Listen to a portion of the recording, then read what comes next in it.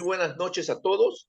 Los saluda el embajador Jorge Castañeda, coordinador de la Escuela de Gobernabilidad y Ciudadanía del Partido Político en Formación, Política para la Acción. Muy agradecido a todos ustedes por vuestra participación en este conversatorio. Debo destacar que la Escuela de Gobernabilidad y Ciudadanía del Partido en Formación, Política para la Acción, liderado por el economista Carlos Anderson Ramírez, busca forjar líderes con una visión prospectiva de futuro para el desarrollo sostenible e inclusivo del país. Líderes con ética, responsables y comprometidos con el desarrollo del Perú. Para este fin utilizamos los formatos de conferencias, conversatorios y cursos cortos que se efectúan de manera híbrida, es decir, presencial y virtual.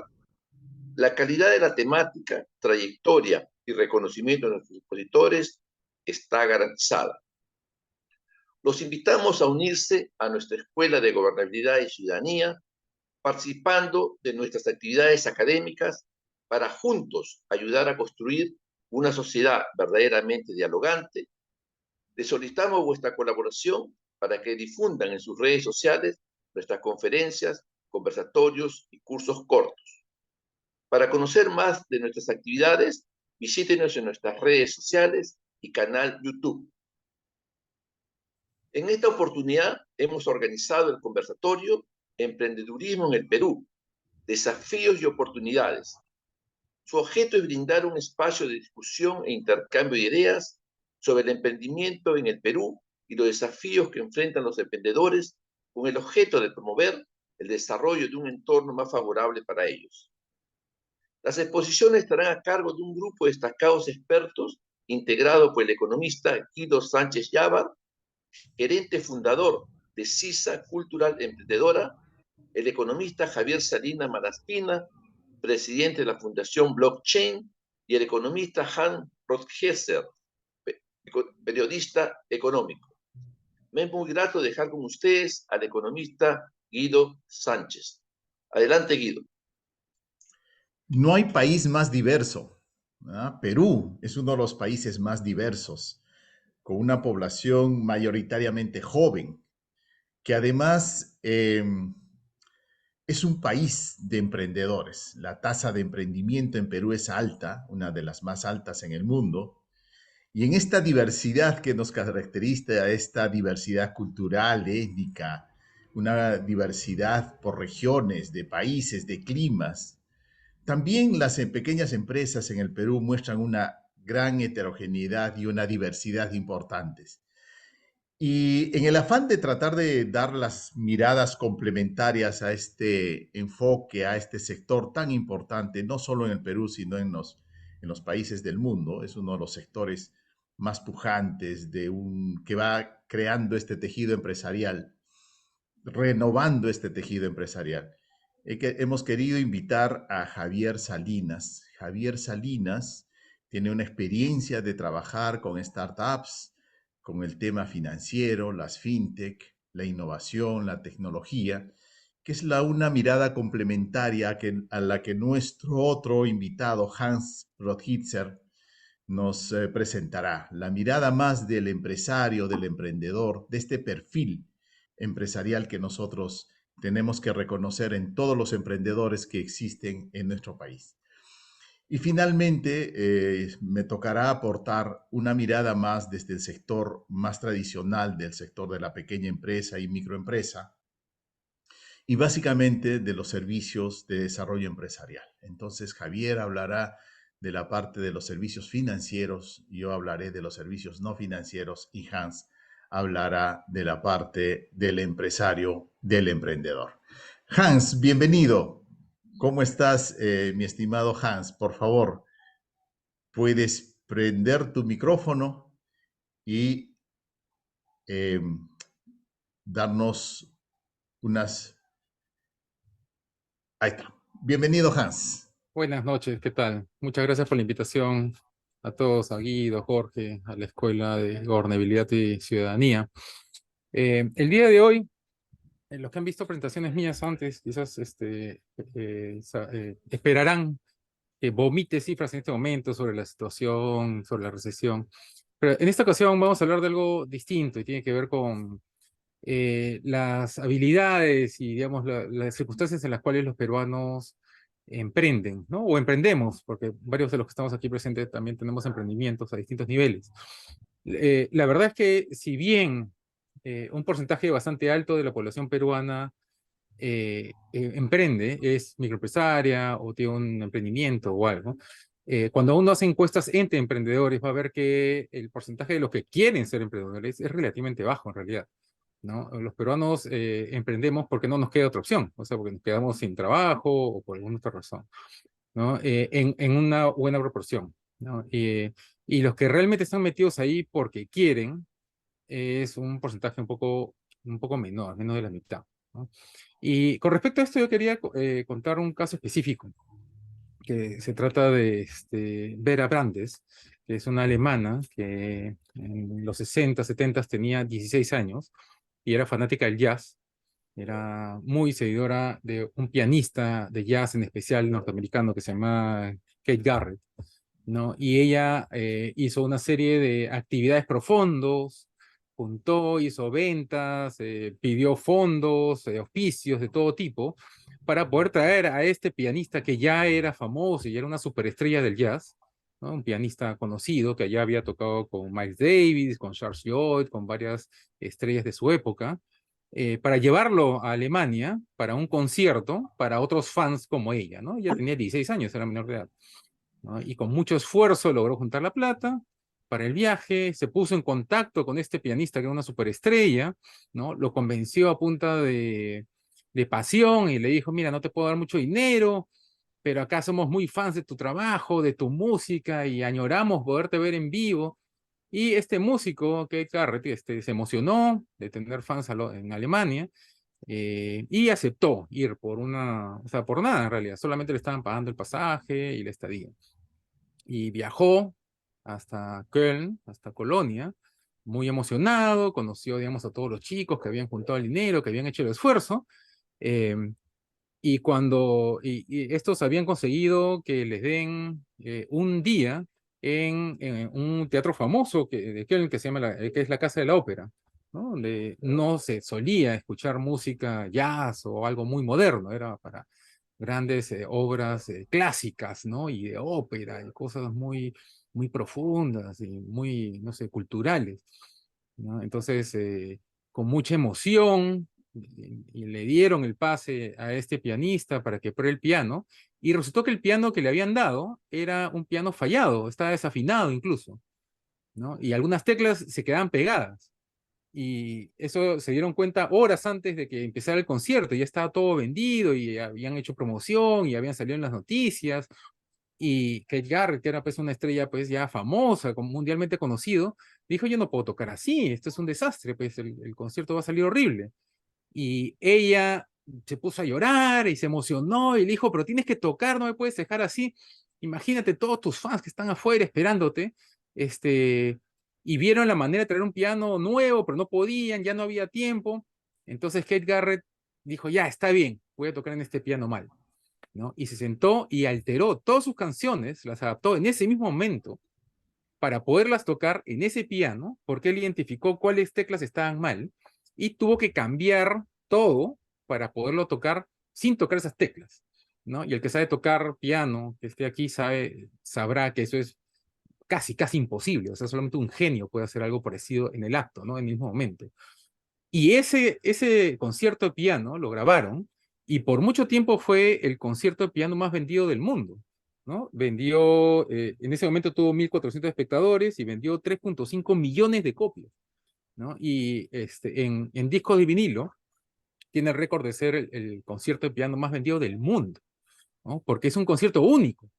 O sea, él alteró todo para poderlo tocar de cierta manera y salió bien, ¿no? Entonces, ante una situación como esa, uno podría decir, ah, ya, genial, pues claro, cuando uno está ante obstáculos, encuentra la manera de salir adelante y hacer algo genial. Pero eso no es tan, o sea, no es tan natural, no es tan casual, o sea, no sucede siempre, ¿no? Ahí lo que pasa es que, primero que Keith Garrett era un genio, ¿no? Era un genio del piano, se había preparado desde chico podía tocar piano y había estado entrenando desde que podía, ¿no? Y había tocado con grandes improvisadores del jazz, que encima es una disciplina orientada a la improvisación, ¿no? Entonces era una persona básicamente diseñada y preparada para esa noche, para hacer eso, ¿no? Eso no cae del cielo, uno tiene que prepararse, ¿no? Tiene que llevar cursos, tiene que llevar talleres, ¿no? Y eso pasa muchas veces también con emprendimientos que uno tiene, ¿no? Que uno prepara todo a la perfección por meses, ¿no? Arma sus planes, todo, y a la hora de la hora, cuando se lanza o cuando va a una feria o cuando llega la campaña de Navidad quizás o algo por el estilo, ha pasado algo y tienes que adaptarte y mucha gente patea el tablero y dice, bueno, ya pues ni modo, no lo hacemos, ¿no? Mientras que los que se han estado preparando, no solamente en alterar el plan o en opciones de marketing o en cambio de diseño del producto, sino también mentalmente, ¿no? Porque hay otro detalle importante que Kate Garrett luego lo comenta en entrevistas, cuando le dicen, bueno, eres un genio, ¿cómo o sea, cómo en ese mismo momento te sentaste en el piano y igual tocaste? Porque, o sea, ¿qué estabas pensando? Y una de las cosas que él comenta es que no lo hizo por dinero, porque él ya tenía dinero, ya era una estrella. Dice, si lo hubiera hecho por dinero, no lo hacía, ¿no? Porque me iba, ¿no? O sea, plata ya tengo, no tengo por qué arriesgarme, ¿no? Tampoco lo hizo por la fama, porque ya era famoso, ¿no? Y dijo, no, al contrario, me estoy arriesgando a dar un mal concierto. Pero el detalle es que lo hizo o sea, ¿cuál fue su motivación? Fue la pasión de esa fan que tenía al frente, que era esta niña alemana que lo había traído hasta ahí, y lo que pensé en ese momento es no le puedo fallar a ella, ¿no? Y ese también es un detalle importante, porque muchas veces el emprendimiento es algo que nosotros sacamos por pura pasión, pues, ¿no? Porque queremos dedicarnos a eso, no queremos tener jefes quizás o algo por el estilo, ¿no? Y si lo hiciéramos por alguna otra de las razones equivocadas, tiraríamos la esponja muy rápidamente, ¿no? Y por eso es importante siempre estar al tanto de, o sea, de las opciones que uno tiene para poder ser lo mejor posible y estar mejor preparado para situaciones, ¿no? Porque seguramente todos han escuchado esa expresión que dicen que viene un proverbio chino de que la palabra crisis, su acepción también puede ser oportunidad, ¿no? Las crisis son un momento para oportunidad, pero tienes que estar preparado para poder aprovechar esa crisis, ¿no? Eso no es algo que cae del cielo, que es natural, sino todos lo aprovecharíamos y nadie se ganaría con eso, ¿no? Uno tiene que estar preparado llevando talleres, estar conociendo las opciones, ¿no? Quizás el caso típico es de no sé, un microempresario de Gamarra que recibe un pedido demasiado grande para él y no tiene el capital de trabajo para poder hacerlo y lo tiene que dejar pasar y quizás perdió una importante oportunidad de negocio y no sabía que se puede prestar, o sea, y él dice, no, porque no me voy a prestar del banco, pues no, el banco me saca la mugre con una tasa de interés demasiado alta. Pero el banco no es la única opción que existe en el mercado, ¿no? Hay otras opciones de préstamos, de créditos mucho más cómodos para el microempresario que podría aprovechar, pero para eso hay que conocerlas, ¿no? Y eso no se, ese no es conocimiento que a uno le entra por osmosis, pues, ¿no? O sea, por andar con otros empresarios, o no sé, tocando las paredes de otras personas que pasaron por ahí. Es algo que uno tiene que hacerse el tiempo y hacer el esfuerzo de conocer, ¿no? Y de también arriesgarse, ¿no? Porque quizás es una opción que suene un poco extraña, pero hay que pues explorarla y ver y quizás lanzarse a la piscina para ver si es algo que a uno le convence, ¿no? Yo una vez tuve un proyecto con Felipe Ortiz Ceballos, que es, digamos, ahorita ya está un poco retirado de la escena pública, pero en algún momento era pues un héroe del empresariado peruano, ¿no? El fundador del Grupo Pollo, que fue embajador del Perú en Washington en algún momento, y bueno, el proyecto no salió, ¿no? No, se cayó en el camino, y él se reunió con nosotros y nos dijo, ¿no? Ustedes no se preocupen, ¿no? Porque yo sé que ustedes lo han hecho todo bien, ¿no? Ustedes han tenido un plan, ustedes lo han presentado, han sido lo más convincentes posible, hicieron una presentación genial, y al final se cayó por algo que no depende de ustedes, ¿no? Y él nos dijo algo que, o sea, yo era relativamente joven y a mí me quedó marcado eso para siempre.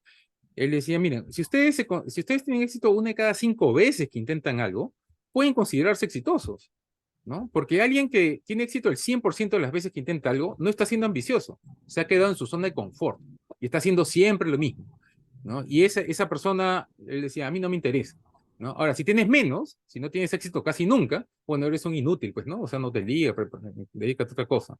Pero si tienes éxito una de cada 5 veces, puedes decir que eres una persona exitosa, ¿no? Y eso está de acuerdo con lo que otros muchos líderes, digamos, o pensadores suelen decir, ¿no? Winston Churchill, por ejemplo, tenía esta frase famosa que definía a una persona exitosa como aquel que puede ir de fracaso en fracaso con el mismo entusiasmo de siempre, ¿no? Porque, digamos, eso es lo que define a alguien exitoso realmente, ¿no? Alguien que puede estar constantemente yendo y tiene la autoestima suficiente para poder aprender las lecciones de esos errores, pero además también hacer algo con respecto a esos errores, ¿no? No solamente aprender que, ya, me equivoqué en esto, sino ahora, ¿qué cosa hago al respecto? ¿Qué taller llevo? ¿A qué curso me inscribo? ¿Con quién hablo para que me enseñe cómo es esto?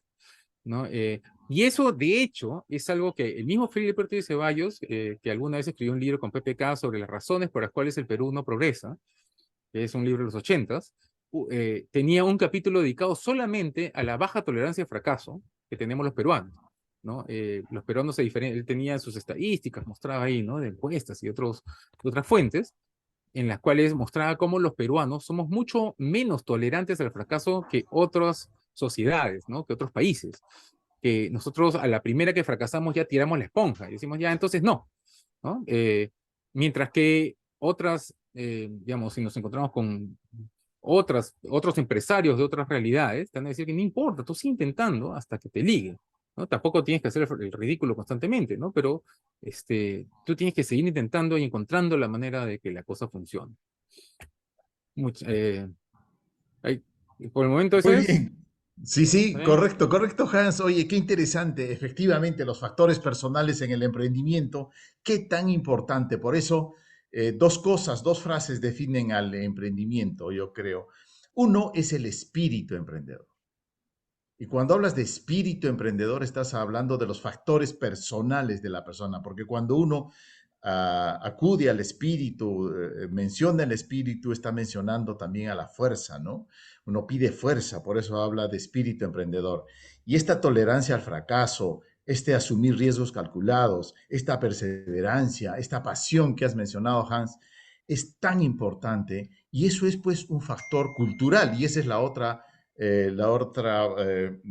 digamos, fuente que explica todo lo que es el proceso emprendedor, ¿no? La cultura emprendedora. De hecho, cuando yo formé mi empresa, estaba en esa disyuntiva entre ponerle espíritu emprendedor o cultura emprendedora.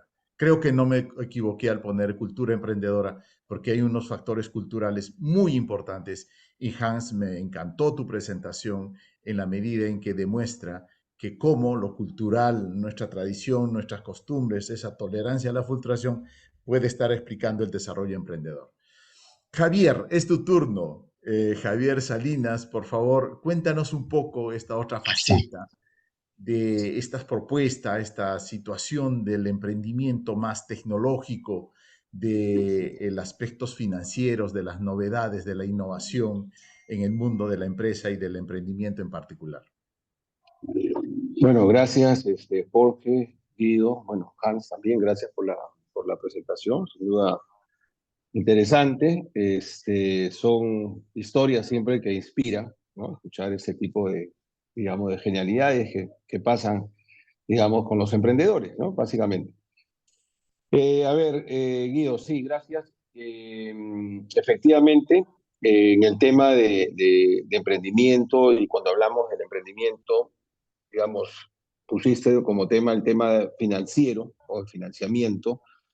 Yo creo que va a salir el del financiamiento solo, en la medida que cuente un poco el tema de lo que hoy conocemos como tecnologías disruptivas, ¿no? ¿Qué es lo que está pasando hoy? Un poco con el emprendimiento, la innovación, el rol de las universidades, lo que hace el Estado en términos de política pública, el rol de foros como estos, digamos, donde podemos conversar sobre lo que está pasando en el ecosistema, ¿no? Entonces yo diría que partiría un poco mencionando, digamos, el rol de la universidad en todo esto. Yo creo que es importante, porque, digamos, siempre me preguntan o preguntan en los foros, ¿el emprendedor nace o se hace?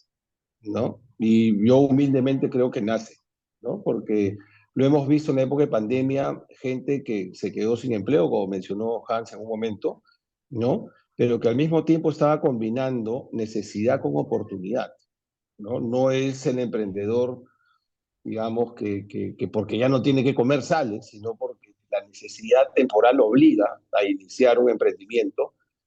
Y desde su casa, pues nacieron muchos emprendimientos en la época de la pandemia y algunos permanecen.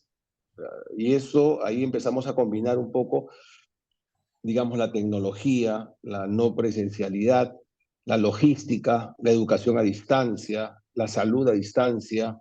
Empezamos a ver que emprendimientos como Creana, que también salieron de la UP, digamos, empiezan a encaminarse a lo que sería el primer unicornio peruano, ¿no? Ellos ya han levantado ronda de 70 millones, o sea que imagínate la evaluación que tienen, ¿no? Y creo que los ayudó la época de la pandemia, donde se digitalizó muchísimo, ¿no? Lo que estamos viendo ahora es digamos, un downsizing, o sea, una reducción de las grandes tecnológicas, porque el salto fue muy grande durante el cierre de esos 2 años, ¿no? En Perú dimos un salto casi de 5 años en todo lo que es pagos digitales, confianza digital, comprar, digamos, yo mismo me incluyo, yo prefería que pagara contado para que me lo traigan a la puerta y pagarle, ¿no es cierto? Entonces, pero la verdad es que hay un due diligence comunal, digamos, de las propias redes que hace que si no me entregan, digamos, todos lo saben y entonces le hace mucho daño a la reputación de la persona que hace comercio digital. Entonces empezamos a encontrar bondades, empezamos a encontrar, digamos, no, cosas tampoco no tan buenas, ¿no? Y empezamos a ver, por ejemplo, de que uniendo un poco los puntos, lo que les decía, el tema si se nace o se hace, yo creo que se nace y que a todos nos falta un poco esa motivación simplemente para dar el paso, ¿no? Damos el paso y por lo menos vamos a probar. Si nos va bien, nos quedaremos, ¿no? Algo que mencionaba Hans, por ejemplo, esto efectivamente no tener jefes, en realidad es peor, creo, ¿no? Porque el emprendedor trabaja 24/7. Yo les digo, cuando lancé B89, empezaba en pijama a 7 de la mañana y a las 7 de la noche seguía en pijama, ¿no? Entonces ya me habían traído mi desayuno, almuerzo y comida al escritorio. No me podía parar, ¿no? Había muchas cosas que hacer. Entonces, yo diría que la tecnología y ese tema de tecnologías disruptivas efectivamente pues están cambiando las formas de relacionarnos, de emprender, de hacer empresa, de avanzar, de tomar liderazgo, de diferenciarse. Y los emprendedores, créanme, son lo que hoy las empresas reconocen como una fuente viva de innovación, ¿no? Es decir, las empresas hoy reconocen que el emprendedor ya salió, ya probó, ya validó. Entonces, si esto me agrega al modelo de negocio, pues ven para acá, ¿no? Nos asociamos o te contrato como proveedor, pero algún tipo de relación tenemos que tener.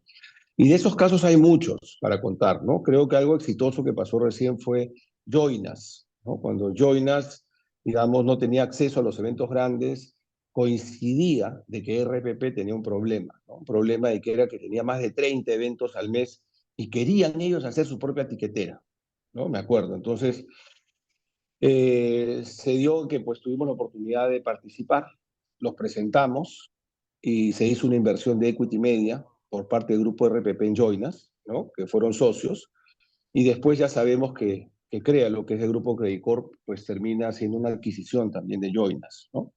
Y así de esos casos hay muchos, en logística con el grupo Ranza, en el tema financiero. Hoy cada vez hay más trabajos de fintechs con bancos, ¿no? Entonces, el emprendedor siempre va a ser una fuente de innovación, digamos, para las empresas, ¿no? Que es lo que comentaba Hans también.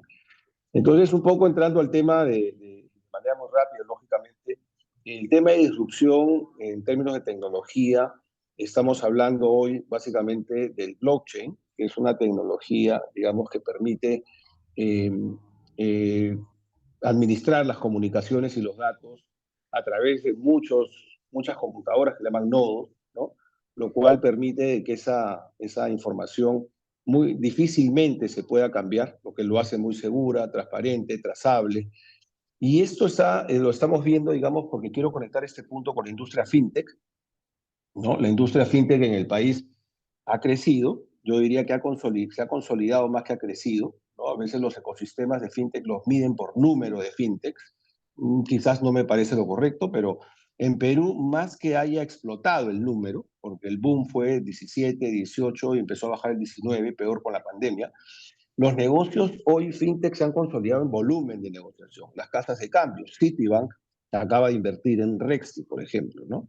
Entonces, ese tipo de consolidaciones se han dado en el sector financiero, que es un sector donde difícilmente, digamos, la innovación llega rápido al core del negocio, me refiero, ¿no? Por un tema reputacional, por un tema, digamos, estamos hablando de dinero.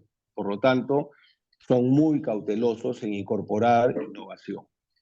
Pero esto pues ya comenzó a pasar y mencionaba el tema del blockchain porque si revisamos los informes, digamos, de cómo se está moviendo el private equity, sobre todo el venture capital en financiamiento de startups, en el sector fintech cae y ese triángulo que cae lo toma las tecnologías disruptivas como el blockchain y la inteligencia artificial, ¿no? Que hoy día ya empezaron a usarse también en el sector financiero, ¿no?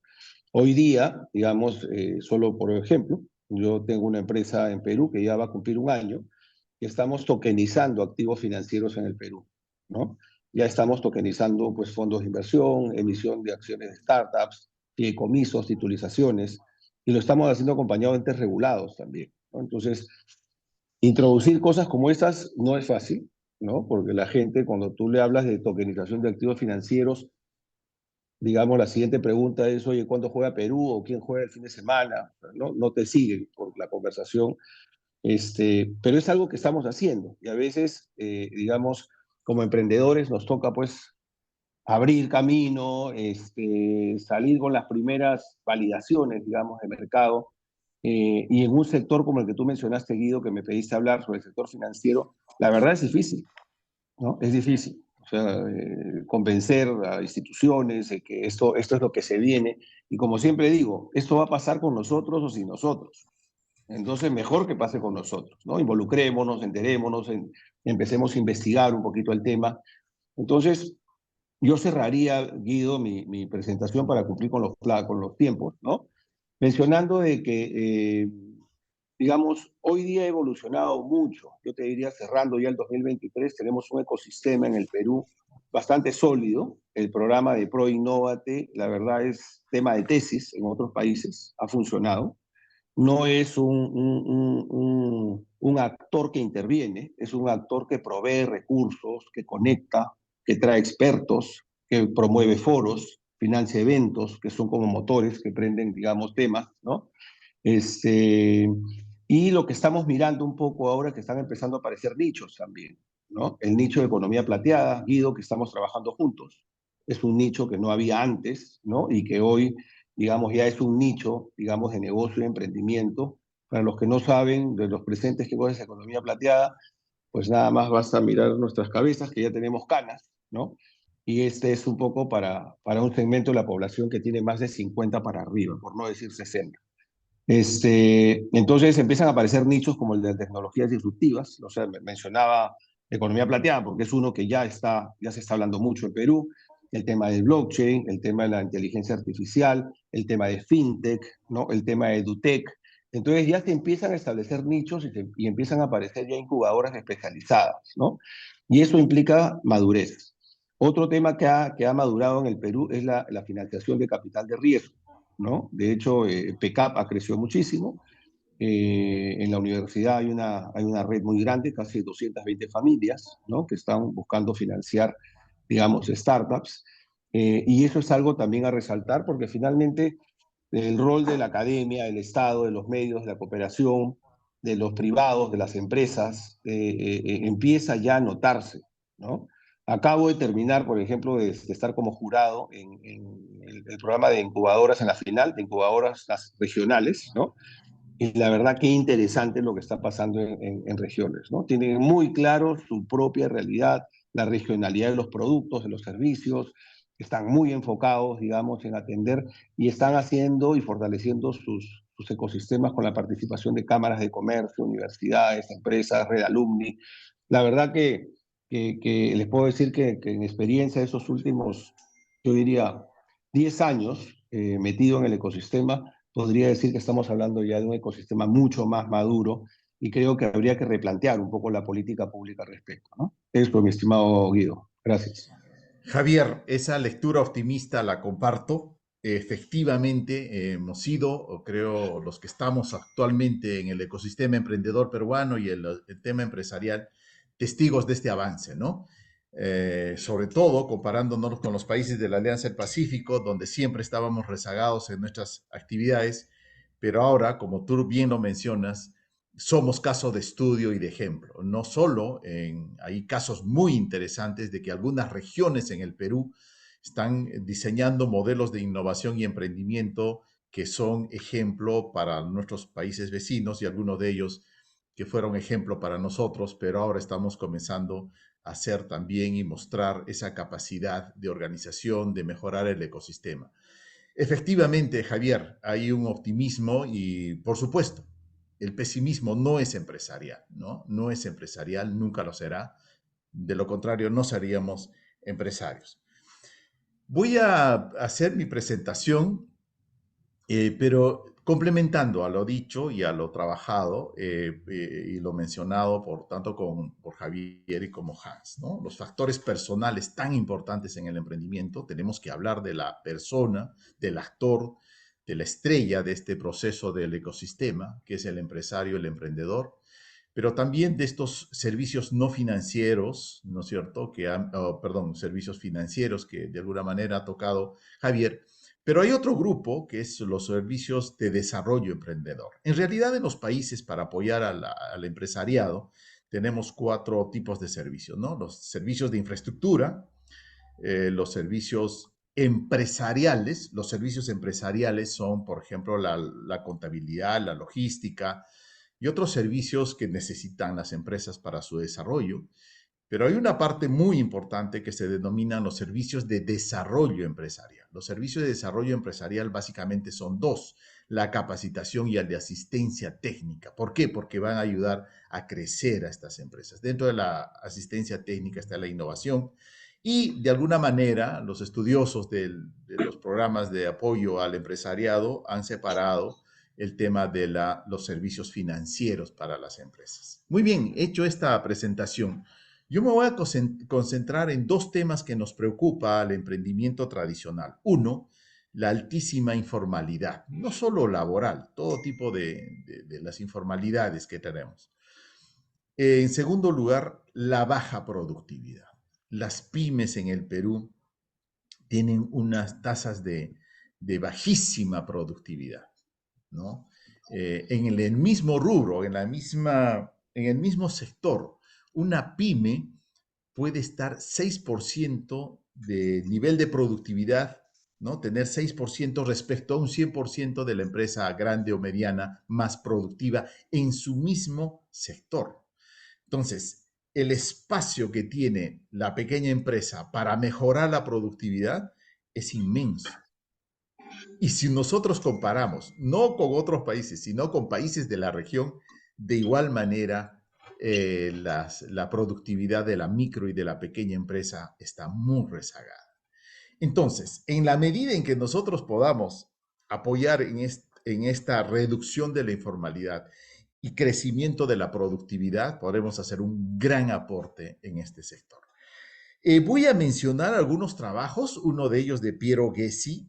Piero Gessi es economista también, y él habla de algunos datos bien importantes que yo los he recogido, que él habla que el 75% de los empresarios, sobre todo de la pequeña y microempresa, ¿no es cierto?, tienen perfil del asalariado. Es algo que mencionaba Hans, ¿no? Tienen un perfil del asalariado, o sea, ellos no tienen una vocación empresarial y emprendedora, ¿no? Sin embargo, hay unos casos excepcionales en que inclusive con esa vocación más bien de asalariado, algunos entienden el proceso, lo hacen suyos y tienen éxito. Pero ese es excepcional. Entonces tú tienes ese gran grupo que es el 75%, según estimaciones de Gersi, que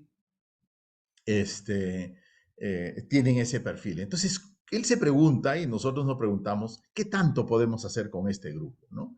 Más bien, entonces, él propone él propone lo que le llama el umbral de la productividad, es decir, con cuántas de estas empresas podríamos nosotros trabajar y convertirlas realmente de pequeñas a grandes o de pequeñas a medianas y de medianas a grandes. Entonces, uno de los más grandes problemas que tenemos en la pequeña empresa es la bajísima movilidad. O sea, las pequeñísimas empresas, las microempresas, se quedan micro toda su vida. Las pequeñas se quedan prácticamente toda su vida pequeñas. Son excepcionales los que crecen. De lo que tenemos que buscar en el empresariado, en la promoción del empresariado, es esta movilidad, ¿no?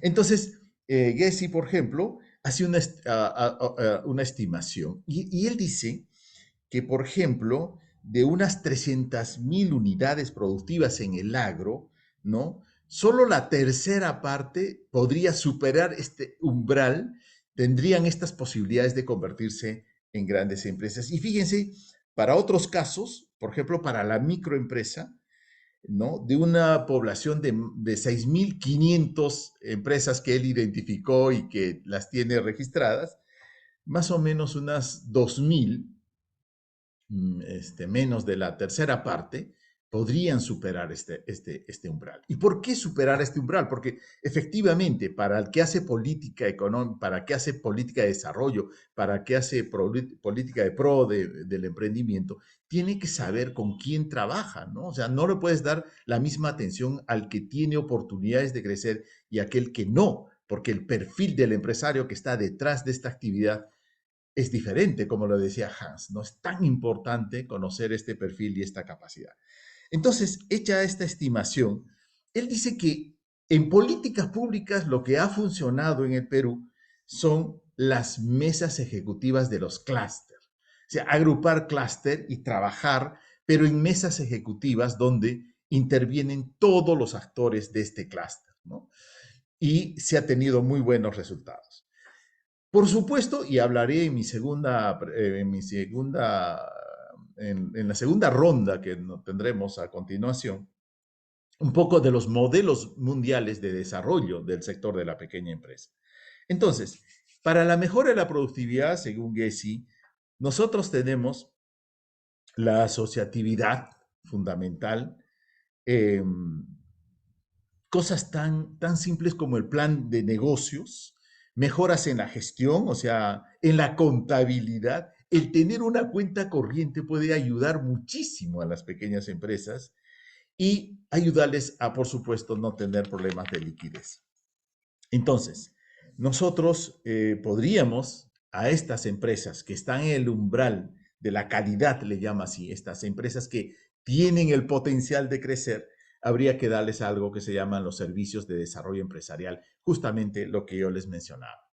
En el Perú tenemos experiencia de centros de desarrollo empresarial desde la década de los 90. La cooperación internacional financió instituciones entre las cuales estaban universidades, que eran instituciones que apoyaban al emprendimiento, sobre todo al de la pequeña empresa y al de la microempresa. Los resultados, la última generación de centros de desarrollo empresarial fue liderado por el Small Business Administration y la Universidad de Texas de Austin, en Perú, con la perspectiva de tener 100 oficinas de desarrollo empresarial en el Perú. Llegaron, creo que, un poco menos de la mitad, casi a 50 centros de desarrollo empresarial, pero no han dado la talla, algunos sobreviven, ¿no? Y sin embargo, creo que es una opción bastante interesante el de crear estas oficinas tipo modelo del Small Business Administration de Estados Unidos o del SEBRAE de Brasil, ¿sí?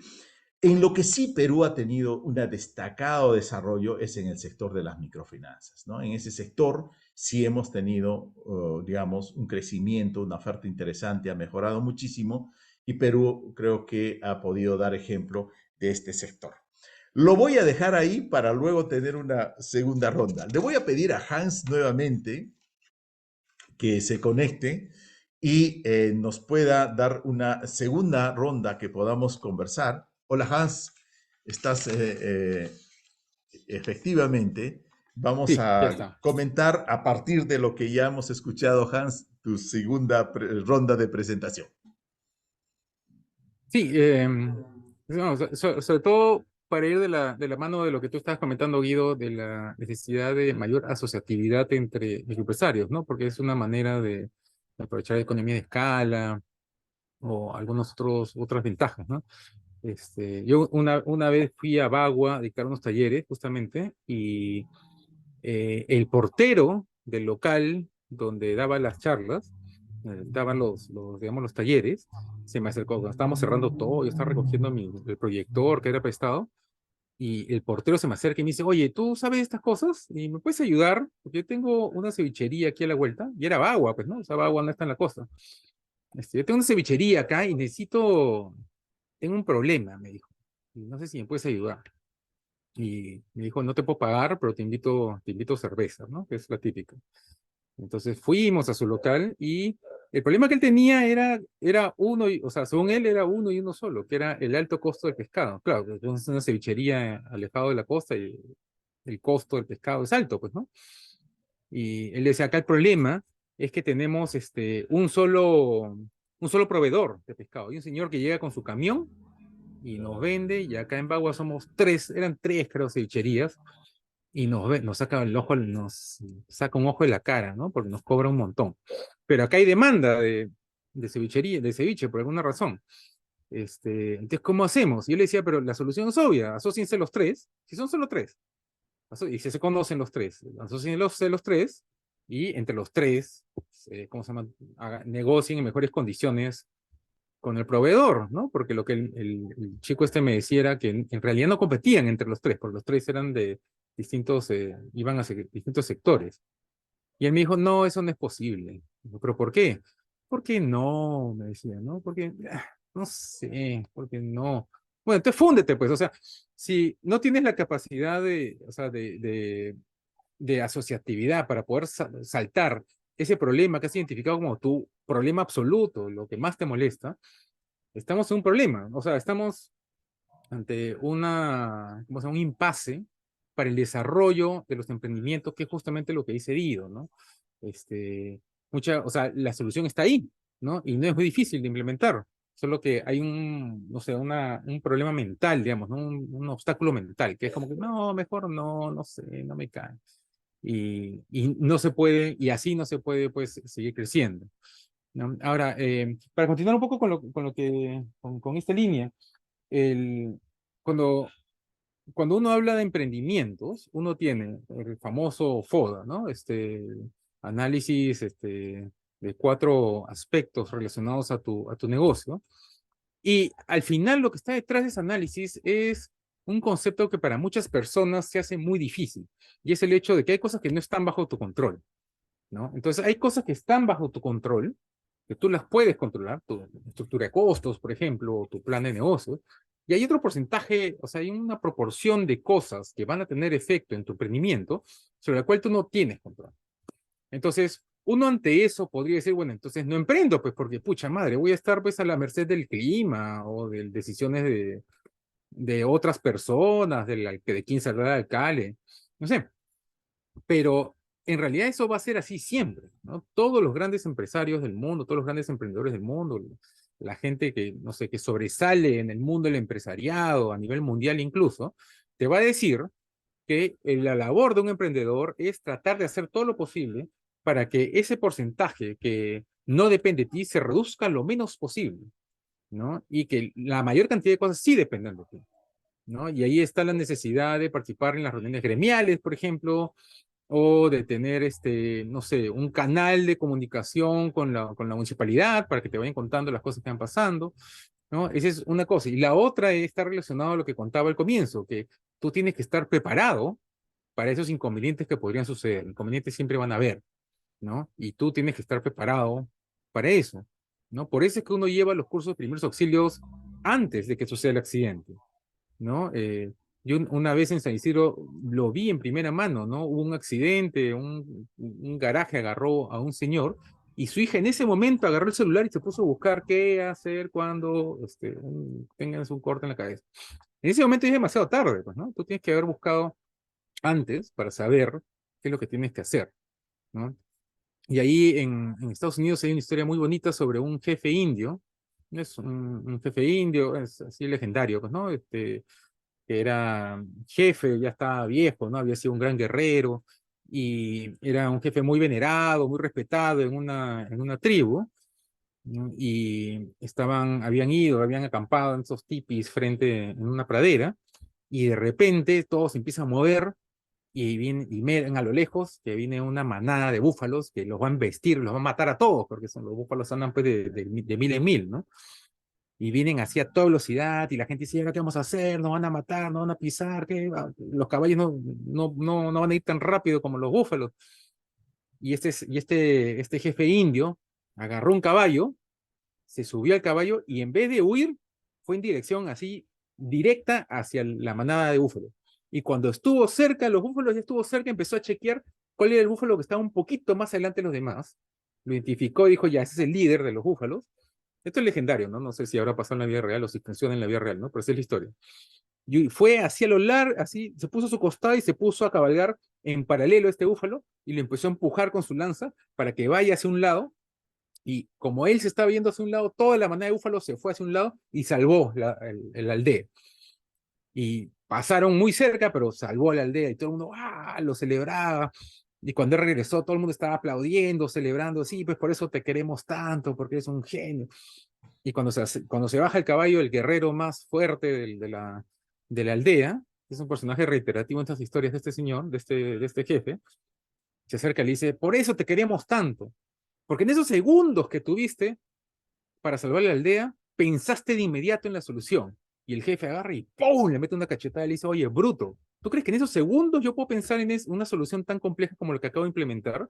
No, nosotros, los jefes de todas las aldeas, nos andamos reuniendo constantemente para discutir esta clase de cosas y qué hacer si suceden, ¿no? El caso de una embestida de una manada de búfalos es algo que ya hemos discutido por años. Hemos estado discutiendo, ¿hacemos esto? ¿Hacemos tal cosa? Y nos volvemos a reunir porque lo estamos pensando constantemente.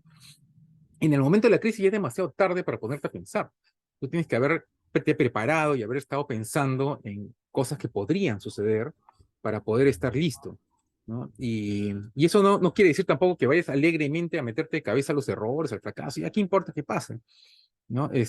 Conan O'Brien, que es un conductor de televisión en Estados Unidos, que por mucho tiempo tuvo el podcast más escuchado del mundo, cuando se retiró, y puso un podcast, él en el 2000 dio una charla en la Universidad de Harvard, que está en YouTube, la pueden escuchar, es muy buena, en la cual él le dice eso era una charla para los que se están graduando, ¿no? Y les dice, ustedes salgan, se están graduando, y salgan ¿cómo se llama?, al mercado, y cometan errores, prueben todo, ¿qué importa? Salgan y prueben todo. ¿No? Y todo el mundo lo aplaudió, y esa charla salió, la comentaron en los medios, ¿no? Y estuvo muy feliz con eso. Y años después de eso, él tuvo un problema muy grave con la cadena de televisión con la que tenía su programa, con NBC, y fue un escándalo, fue un problema, le metieron un juicio, le estuvo imposibilitado de salir en televisión por un año, por una orden de restricción que le puso el canal este canal. eh, Tuvo que adaptarse como pueda, sobrevivió como pudo ese año, pero bueno, se había hecho recontra popular con todo el asunto, porque la gente lo quería mucho. Puso un programa en otro canal, le fue muy bien, y después de mucho tiempo, en el 2011, dio otra charla en otra universidad, en Dartmouth, donde empieza diciendo, a ver muchachos, ¿no? Porque él es comediante, ¿no? A ver muchachos, hace 10 años di una charla en Harvard, en la que les dije que salgan al mercado y cometan errores y que no importa lo que suceda. Bueno, ahora después de haber sufrido todo lo que ustedes saben que yo he sufrido, les voy a decir que salgan a cometer errores, pero con delicadeza, ¿no? Y en la medida de lo posible traten de no estar equivocados, ¿no? O sea, un consejo mucho más responsable del que dio 10 años antes, ¿no? Porque tampoco se trata de salir y hacer lo que sea. Se trata de ser inteligente en tus decisiones, ¿no? Tener tu objetivo ahí a lo largo, ¿no? Raúl Valenzuela, que fue un profesor de la PASIC, ya falleció, enseñaba filosofía y psicología y varios otros cursos. Él nos decía que la vida es como un muelle de piedras, ¿no? Que tú ves a lo lejos, a donde tú quieres llegar, tienes que estar saltando de piedra en piedra, ¿no? Y a veces saltaste piedra en piedra y llegaste a una piedra donde no puedes seguir avanzando.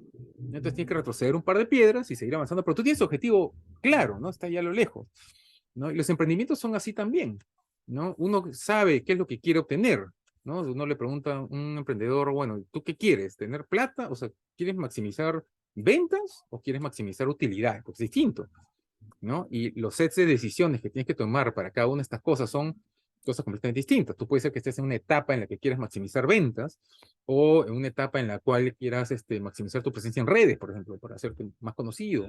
Puede ser, ¿no? Pero tú tienes que tener tu objetivo claro, ¿no? Porque había un proverbio romano que decía, si tú no sabes lo que quieres, no vas a saber qué decisión quieres tomar tampoco, ¿no? Entonces, lo primero, más importante, está bien, comete errores, todo lo que quieras, prueba lo que sea, pero tienes que tener tu objetivo claro, ¿no? Y en la medida de lo posible, minimizar lo que no depende de ti y no cometer errores por cometerlos, ¿no? De eso tampoco se trata. Bien, Hans, muchísimas gracias. El tiempo nos está ganando. Javier, es tu turno para ir comentando y cerrando estos temas. Y a ustedes, queridos Ya, amigos que nos están gracias. acompañando, si tienen alguna pregunta, por favor, tengan la gentileza. En el chat pueden estar formulando alguna de las preguntas.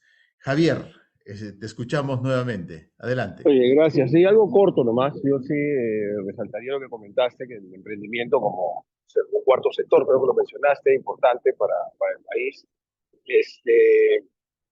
Sí hay, digamos, un interés cada vez mayor de las compañías, de las empresas, de tener, digamos, algo que yo llamaba en algún momento de manera equivocada como una especie de router, como quieran llamarle, una persona joven que esté conectada pues con el ecosistema, ¿no? Y que esté mirando a ver qué pasa, ¿no? Y la verdad me pareció súper interesante porque me dirigieron a un evento en Colombia, que esto se llamaba la gerencia de tendencias y riesgos, ¿no? Una persona que esté mirando alrededor, ¿no? ¿Qué cosa puede ser una amenaza o una oportunidad para el negocio? ¿No? Sobre todo las empresas que van liderando sectores, digamos, tienen que mirar, hay una palabrita que se llama prospectiva, ¿no? Mirar qué se viene y además que para mantenerse como líderes, digamos, en los sectores. Entonces, en ese sentido, digamos, lo que sí estamos viendo en el sector empresarial es que cada vez más está invirtiéndose en áreas de innovación, en áreas, digamos, que empiecen a conectarse con emprendedores para validar, modernizar, modificar, no solamente productos y servicios, sino organigramas y procesos, por ejemplo, ¿no? Entonces, esto me parece súper interesante porque finalmente, pues eso tiene un impacto en números, ¿no? Y que hoy les puedo decir que si hace, no sé, 7 años, o sea, eran 7, 8 empresas, hoy día les puedo decir que son más de 80 empresas que tienen claramente definido, digamos, un área de emprendimiento, innovación que están financiando, ¿no? Entonces, solo terminaría diciendo que en esas empresas, las que destacan, el compromiso que tiene, digamos, el gerente general o eventualmente miembros del directorio, son las que pasaron de ser de 2 miembros, ahora son como 28, y que las que se quedaron en 2, pues están solamente haciendo lo que se conoce como el teatro de la innovación, ¿no? Eso, mi estimado Guido, para Muchas dar paso a gracias, las Javier. preguntas. Gracias. Gracias, Javier. Bien, esperando las preguntas de los participantes, estaremos felices de comentar. Voy a cerrar mi intervención de la siguiente manera para luego dar pase a las consultas, preguntas y al cierre de este conversatorio del día de hoy. La competencia nos estimula a ser mejores. La cooperación fortalece y la solidaridad nos une, ¿no? Así empieza un informe de educación de UNESCO. Y a mí me llama muchísima la atención, y esto es perfectamente aplicable a la empresa y al emprendimiento. La competencia nos estimula a ser mejores, pero la cooperación nos fortalece, nos hace mucho más fuertes. En ese sentido, y bueno, y la solidaridad nos une, ¿no? Yo creo que en economías de confianza hay algunos modelos que pueden ser muy interesantes ver para el modelo de desarrollo de los negocios en Perú. Tenemos un modelo que podríamos llamar, sin ser exclusivo, un modelo que se hizo muy famoso, es el modelo japonés, que es la subcontratación. En la subcontratación es una empresa motor, una empresa grande, generalmente una transnacional, una multinacional, que aglomera detrás de ellos una cantidad de pequeñas empresas, ¿no? Ese es un modelo muy interesante. Y en nuestro país algunas empresas, Tractor, algunas empresas importantes, están aglomerando también pequeñas empresas. No en la magnitud de estos modelos que hemos visto en otros países, sobre todo en Asia y específicamente en Japón. Ese es un primer modelo de desarrollo de la pequeña empresa en el mundo.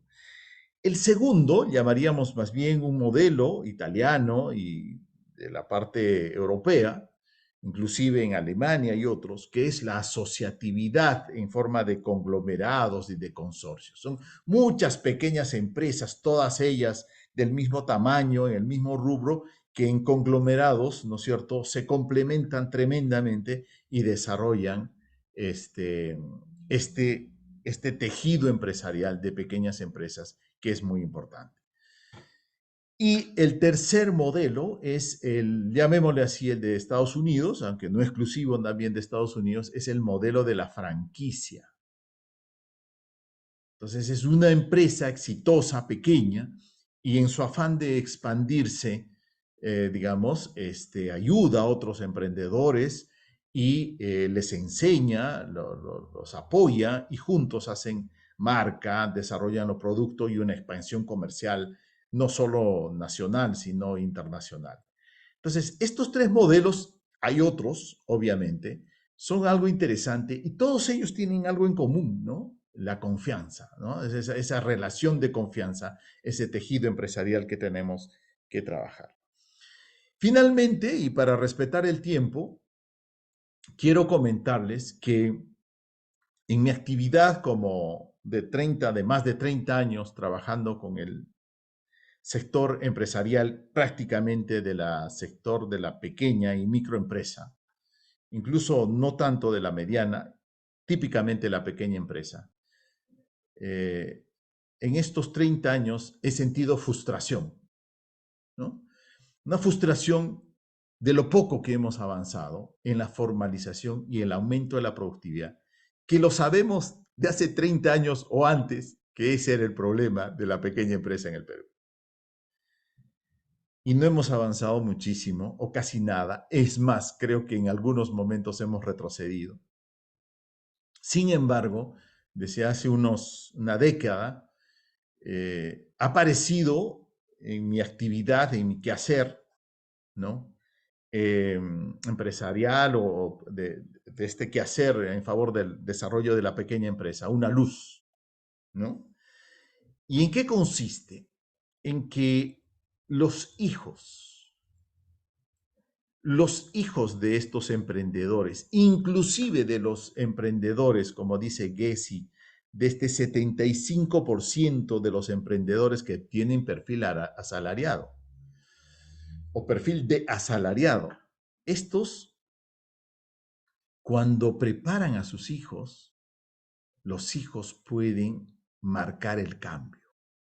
Comenzado a tener demasiada evidencia, digo demasiada porque ya es bastante evidencia, de que hijos preparados, ¿no? E inclusive en actividades de sobrevivencia y del agro, de sitios bien complicados por el acceso, por la comunicación y otras, han podido superar y crecer, impactar en su región, en su zona.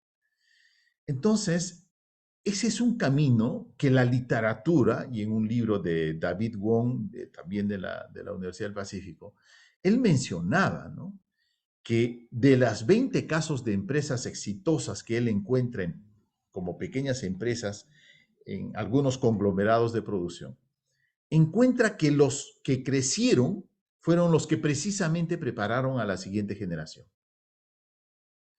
Entonces, la literatura en el mundo y aquí dice que ese es un muy buen camino. Y en ese sentido, mi quehacer y el quehacer de CISA está en los últimos años enfocado en ese camino.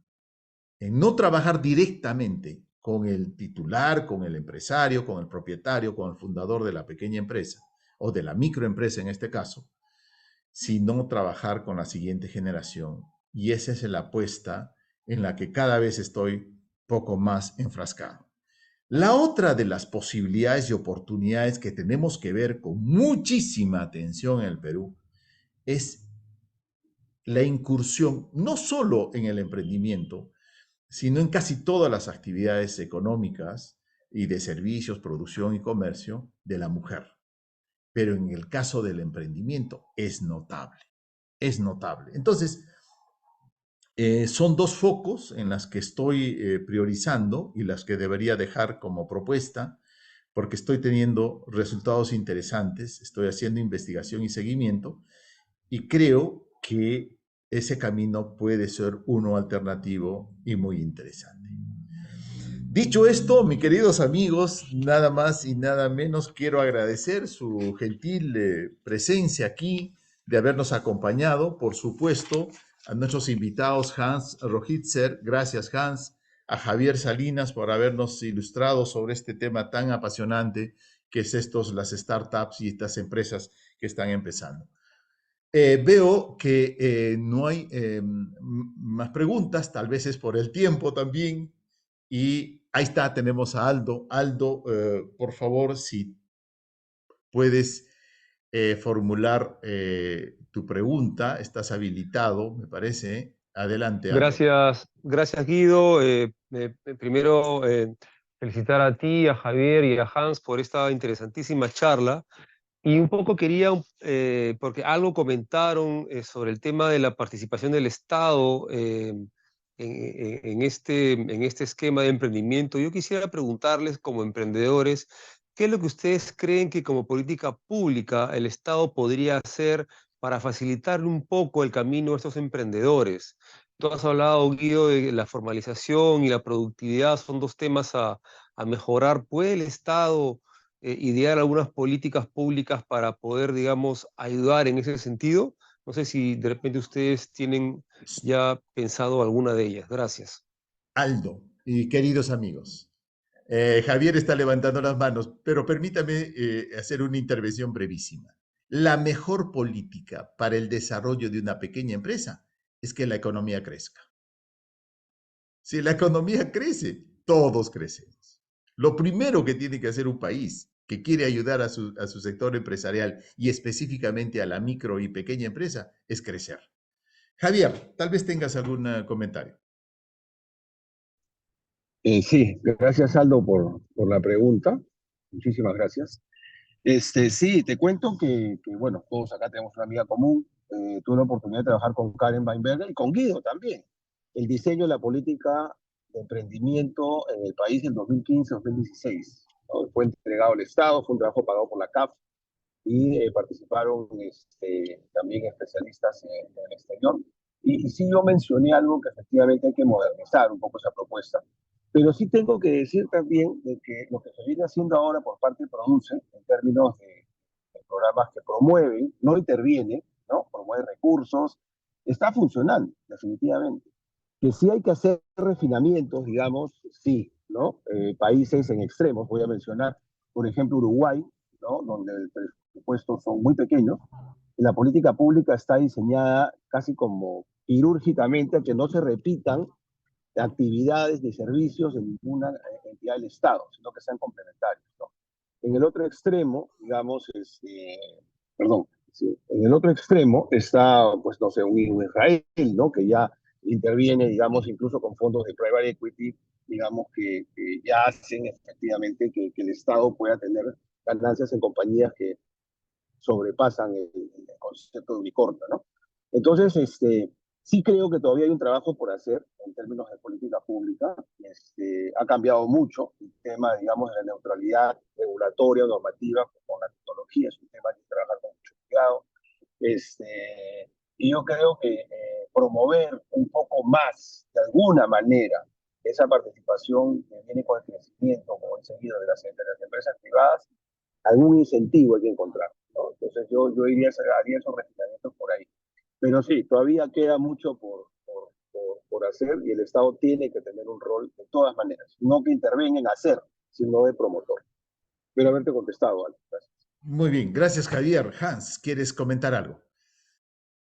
Sí, para complementar eso, yo creo que hay un tema que tenemos que pensar con respecto a los incentivos que se generan cuando se introducen estas políticas de promoción, ¿no? Porque, o sea, pueden tener todas las buenas intenciones, este, o sea, todas las buenas intenciones que podamos pensar, pero se pueden introducir incentivos perversos, ¿no? Lo que en economía se llaman incentivos perversos, ¿no? Que terminas generando un efecto negativo. Yo creo que un caso de estudio de eso es la política de promoción de industria del cine que tenemos en el Perú, que lleva ya como 3, 4 décadas y todavía no ha generado ninguna industria, ¿no? Y eso es porque, o sea, nadie discute de que la industria del cine necesita ayuda y que necesita un apoyo del Estado, pero el modelo que tenemos en el Perú introduce justamente esos incentivos perversos, porque es una modalidad en la cual se regala el dinero, o sea, a proyectos escogidos, y no se hace seguimiento, ¿no? O sea, se le regala el dinero, ellos pueden hacer lo que quieran, ni siquiera tienen que producir la película efectivamente, ¿no? Hay muchos casos de cientos de miles de soles que se entregan a una productora y ni siquiera produce nada, sino que el dinero se lo meten al bolsillo, ¿no? Y no pasa nada, ¿no? Y lo que se ha generado después de tantas décadas es un incentivo perverso a que las productoras de cine, bueno, muchas de ellas, no estén pensando en producir productos que le interesen al público, ¿no? Porque su verdadero incentivo es, o sea, los verdaderos ingresos de su productora dependen de 8 o 9 jueces que están en la entidad del Estado que decide a quién le van a dar dinero, ¿no? Entonces ellos generan proyectos que le interesen a esas 9 personas nada más, ¿no? Y así es como tenemos, mientras que Colombia, Argentina, Chile tiene una producción de cine que ha crecido un montón en los últimos años, han colocado películas en los Óscares constantemente, nosotros tenemos una producción bien, o sea, la producción de calidad es muy, muy pequeña, ¿no? Y tenemos una gran cantidad de material que nadie ve, ¿no? Que la ponen en el cine y no dura ni la semana, ¿no? Dura 3, 4 días. Y eso es porque se introdució, o sea, claro, estamos gastando o sea, millones de soles al año en eso y no estamos obteniendo resultados, ¿no? Mientras que en Colombia, por ejemplo, tienen un sistema que sí está pensado para acompañar a la empresa que está haciendo cine, ¿no? Y es un sistema que tiene que ver más que todo con compartir el riesgo, ¿no? No tanto te regalo el dinero, sino que vamos a media, o sea, si la película no funciona, yo te apoyo en la recuperación del dinero, o sea, es un sistema mucho más complejo, mucho mejor pensado, ¿no? Y esto lo podemos comparar, por ejemplo, mientras que el cine peruano no ha despegado, tenemos otros sectores como el de gastronómico, que despegó de una manera sorprendente, sin apoyo del Estado inicialmente, ¿no? El Estado se ha metido después, ya cuando ya era una estrella, la gastronomía peruana. Entonces, si bien hay que pensar en que efectivamente los emprendedores en el Perú necesitan apoyo constante en un montón de cosas, en capacitaciones, en transformación tecnológica también, ¿no? Porque muchas empresas, sobre todo en el agro, que están usando tecnología obsoleta y necesita apoyo del Estado para poderse convertir a tecnologías más modernas, hay que hacerlo inteligente, o sea, con políticas inteligentemente diseñadas para que no terminen haciendo más daño que beneficio. Bien, gracias Hans. Yo agregaría a lo que ya se mencionó. Tengo mucha esperanza en que, por ejemplo, el tema de apoyar en mercados, por ejemplo, Perú ya ha tenido experiencia en la década de los 90 muy interesante de programas de compras estatales. ¿Ya? Compras estatales funciona bastante bien. Como les digo, tenemos experiencia. Y si tú tienes compras estatales, que es una política, por ejemplo, muy bien hecha en Estados Unidos, en el Perú no lo hicimos tan mal, pero como que se ha perdido ese ímpetu que hubo en la década de los 90 por las compras estatales y sobre todo al sector de la pequeña empresa, que dinamizó, que potenció y que trabajó bastante. Si logras esto, luego el siguiente paso sería que todo programa de financiamiento va a tener sentido, porque mientras hay ventas y cuando hay mercado, pues las cosas funcionan. Todo empresario lo que necesita es vender y todo funciona. Y finalmente ya el siguiente paso podría ser comenzar a desarrollar mercados en el exterior para el sector de la pequeña empresa, ¿no? Lo interesante de la pequeña empresa en el Perú y para desarrollo de mercados, digamos, en zonas de nuestros vecinos, que nosotros estamos, digamos, cerca de dos países donde hay un menor desarrollo, como es el caso de Bolivia y Ecuador, donde sí podemos entrar con varios de nuestros productos del sector de la pequeña empresa. Entonces ahí se puede crear mercado también. Bueno, eso es lo que podría comentarte, Aldo. No sé si alguno de los amigos presentes tienen alguna otra consulta. De lo contrario, para cumplir estrictamente el tiempo que se nos ha asignado, le daríamos pase a nuestro coordinador y director de la escuela. Bueno, creo que Jorge, tienes la palabra. Nada más agradecer nuevamente a la escuela, a Jorge Castañeda, que está haciendo un trabajo magnífico, a todos los presentes y una vez más a nuestros invitados, que Hans Rojitzer y Javier Salinas. Gracias a ustedes. Muy buenas noches. Adelante, Jorge. Muchas gracias, Guido. Pero antes de pasar al cierre, quería invitar a Hans, porque tengo entendido que él nos quiere dar una sorpresa con la presentación de su libro. Hans. Sí, verdad. Tengo este libro de economía que se llama Marginal, que es economía, sobre la economía peruana, escrito para no economistas. Estoy sacando con el, ¿cómo se llama? Con el apoyo del Centro de Innovación de Políticas Públicas y el Reporte.p. Y el lunes ya va a salir al mercado. Entonces, son 6 capítulos, cada uno trata un tema distinto. Eh, los invito a que le den una chequeada. Va a estar en las ferias que se vienen del libro, que se vienen varias, la Independiente, la Feria Ricardo Palma. Y lo pueden buscar también en mi página de Facebook, que es Economía de los Mil Demonios, se llama. O en Facebook también estoy, perdón, en Twitter también estoy, que es Mil Demonios, todo con letras. Eh, y ¿cómo se llama? Lo estoy sacando más que todo para difundir un poco, porque finanzas, emprendedurismo, costos, contabilidad, todo eso es importante que los empresarios sepan, pero también es importante que sepan de economía, ¿no? Para que no se dejen engañar por, digamos, algunos discursos que están en los medios y que sepan qué cosa es que efectivamente les conviene y qué cosa no. Muchas gracias por la oportunidad de promover esto. Ahora, gracias Marginal, a ti. pero... Perfecto. Bueno, en nombre de la Escuela de Gobernabilidad y Ciudadanía, expreso nuestro agradecimiento a los expositores por el didáctico e informado tratamiento del tema emprendedurismo en el Perú, desafíos y oportunidades que nos han brindado esta noche. Asimismo, mil gracias a todos los que han participado en este conversatorio y los invitamos a participar el próximo martes 31 de octubre en el conversatorio La crisis alimentaria en el Perú, desafíos y oportunidades. Muchas gracias a todos. Muy buenas noches.